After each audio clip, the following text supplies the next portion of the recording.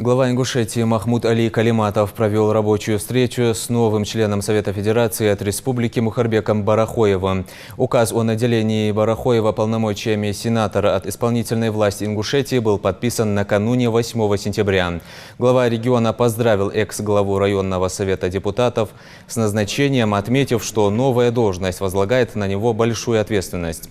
Руководитель субъекта отметил, что сенаторская деятельность будет осуществляться Мухарбеком Барахоевым в рамках полномочий Комитета по экономической политике, которая имеет отношение непосредственно к верстке региональных бюджетов, законодательному обеспечению социально-экономического развития регионов в целом. По мнению Махмуда Али Калиматова, для решения задач сенатору необходимо будет наладить постоянное взаимодействие с исполнительными и законодательными органами власти как на федеральном, так и на местном уровне.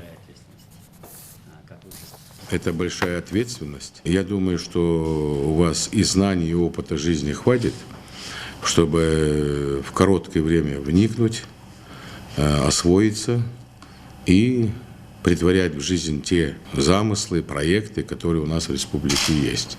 Вы можете совместно там обсуждать, добиваться положительных моментов, и все в интересах Республики Ингушетия.